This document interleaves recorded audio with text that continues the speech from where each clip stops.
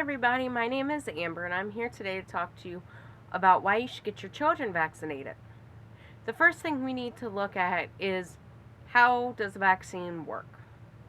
So what happens is, based on your medical history, a doctor will decide whether or not to inject you with a live or dead virus.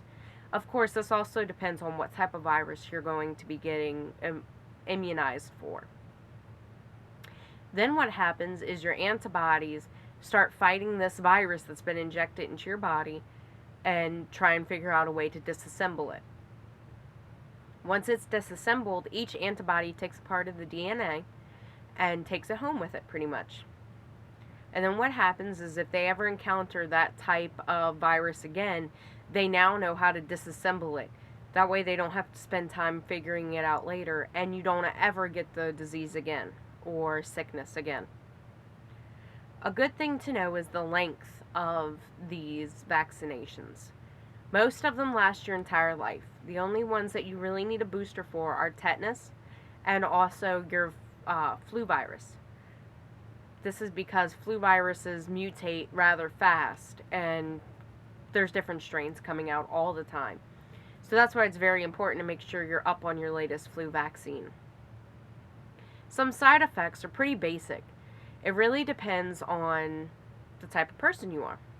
Some people don't experience any side effects. Some people experience fevers. Some people experience tender swelling or redness at the injection site. All of those are very common, but like I said, most people don't experience those. Usually it's the babies who end up getting the low-grade fevers and the little tenderness, but they fight it very well. The only one that really has a substantial side effect is the measles. It lowers your platelet count temporarily, and then eventually your body rebuilds your platelets again. A question that everybody asks is, why do babies need so many vaccines? Well, it's very simple. You're not really born with antibodies already knowing what viruses are out there. They're new. They need a place to start.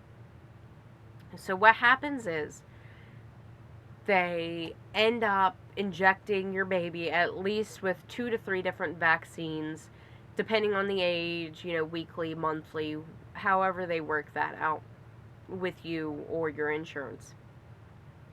They try not to overload the baby's immune systems, but they try and immunize the baby to what they know they could possibly be exposed to. So, if they know mom and dad haven't been immunized to chickenpox, they'll probably try and immunize them as soon as possible. As you know, most adults have not been immunized for chickenpox because that's a pretty new immunization to have. If a unimmunized baby was exposed to chickenpox, it would be devastating. As you know, chickenpox can put many people into the hospital, including children. So you could only imagine what that would do to a baby. Now, this is really good because then the baby can be free to crawl around, touch who they want, and everything like that. And it's one less worry that mom and dad have to worry about. Some statistics based on the CDC say that only 100 to 150 deaths, that is children and adults, are due to immunizations. Now, this is a pretty low number compared to 1.5 million who die every year due to no immunizations. But 500 deaths come from parents who have the herd mentality. In other words, why should I get my children vaccinated if everybody else is vaccinated? That's not true. Now, I've got a few more statistics that are shown behind me here. It is more likely for your child to join Congress, to be struck by lightning, to become a pilot, to be part of the U.S. Olympic team, or to become a billionaire than it is for them to die because of an immunization. I think those are pretty staggering statistics. Now, as I was covering before, I did mention the herd mentality. Now, what happens with that is that parents decide, like I said, oh, I don't need to get my child vaccinated. Everybody else is vaccinated. that's a great thing to think, but I guarantee if you're thinking like that, most other parents are as well. Therefore, children aren't getting immunized. Something happened at a Walt Disney World where people who were coming, visiting from across the seas, they were coming to Disneyland. And during this, the children got exposed to the measles. And a lot of children were not vaccinated properly. This led to the children getting the measles. And it spread out very far over the country. There were a few deaths and quite a few hospitalizations. It spread over 23 states in the United States. And if you think about it, that is a pretty big number. Now, a lot of people ask, how could we have prevented it? Very simple. It's not about keeping people out of the country. It's not about making sure foreign people are immunized. It's about making sure here at home we are immunized. It makes it so much easier to know that your child can go and play with whoever or enjoy a time out that's supposed to be this great, memorable time without having to get a disease. Now, everybody asks about autism. Do vaccinations cause autism? The answer so far is no. The reason why is not only that the CDC has hand-tested every single immunization given, but also autism is caused by a mutation in your DNA. In other words, you're born with it, or you're passed down, but you're still born with it. It's a hereditary disease that happens because a special part of the DNA mutates or doesn't form correctly and causes that. A lot of people say that it happens later in life. It's brought out later on in life, especially when a child's going through school, which might make it seem like the vaccination is causing it, but it's not. It's just about when and where it happens with your child or your body, for that matter. A lot of people have gone through life not knowing they're autistic, but then finding out later on, even in their mid-40s, that they are in fact autistic. It's very important to vaccinate your children for their health, for their life.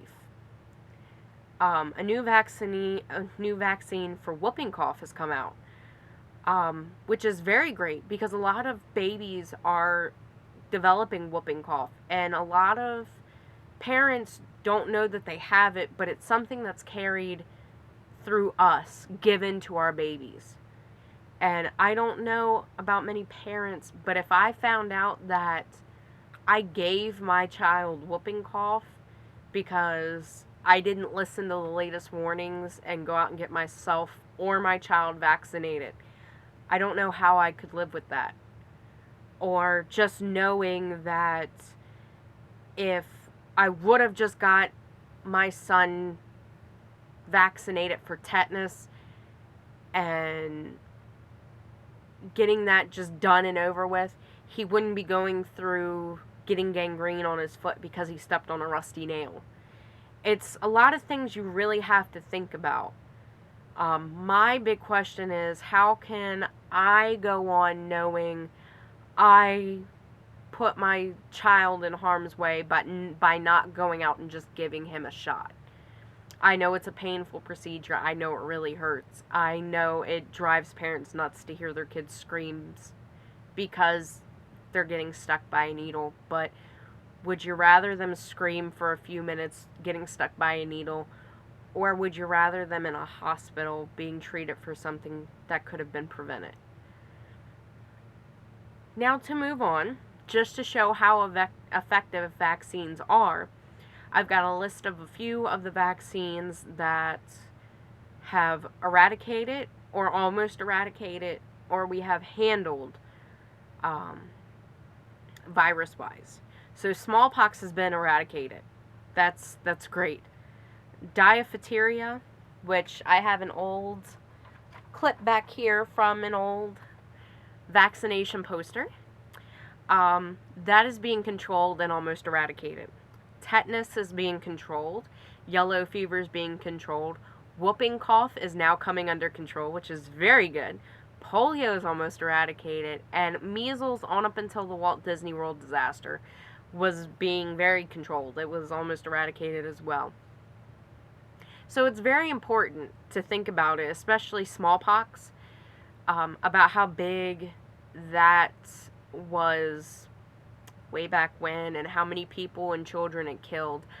I think if we can get rid of these, we'll be doing pretty good.